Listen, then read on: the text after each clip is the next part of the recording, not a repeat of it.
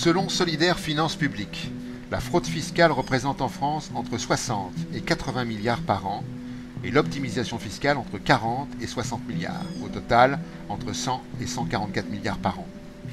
Selon la Cour des comptes, la fraude sociale des entreprises représente 5 milliards d'euros par an qui manquent à la sécurité sociale, à l'assurance chômage et aux retraites complémentaires. Cela représente 1,2% du produit intérieur brut et c'est plus de 6 fois le montant de la fraude aux prestations sociales des individus. Selon un rapport de l'Inspection générale des finances de 2013, le montant des aides publiques versées par l'État et les collectivités locales aux entreprises s'élève à 110 milliards d'euros par an.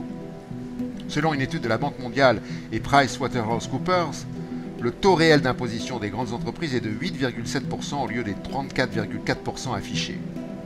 Selon le Canard enchaîné, une des personnes les plus riches au monde, Madame Bettencourt, décédée depuis, n'était imposée qu'à 4% sur ses revenus effectifs. Selon leséchos.fr, la réforme de l'ISF voulue par M. Macron fera perdre à l'État 3,2 milliards d'euros par an. Selon Marianne.net, la suppression de la taxe sur les dividendes suite à la décision du Conseil constitutionnel du 6 octobre 2017 fera perdre à l'État 9 milliards d'euros. Selon le rapport de la Commission des comptes de la Sécurité sociale du 28 septembre 2017, le déficit de la Sécu pour cette année sera de 4,4 milliards d'euros. D'une manière générale, les largesses consenties aux plus riches s'élèvent à plus de 300 milliards d'euros par an. En France, les plus riches et les grandes entreprises sont subventionnés. Pour mémoire, le budget du ministère de l'Éducation sera de 92,49 milliards d'euros.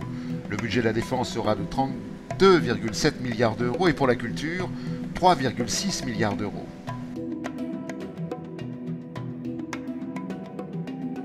M. Macron a décidé d'augmenter encore la subvention des plus riches en prélevant les revenus les plus modestes.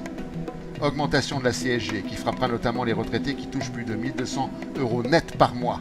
Rappelons ici que selon latribune.fr, le montant moyen mensuel des retraites est de 1 376 € bruts.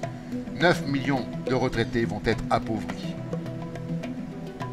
Selon LCI.fr, un peu plus de 13 millions de personnes verront leur aide au logement diminuer de 5 € par mois.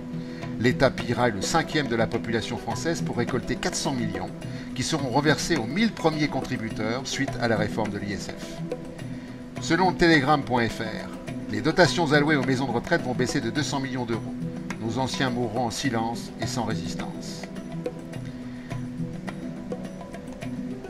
C'est la nuit du 4 août 1789 à l'envers, la restauration des privilèges, le retour au régime féodal.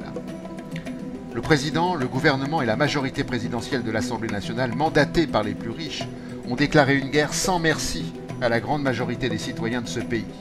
Une guerre de classe. Comment répondre à une agression d'une telle brutalité ?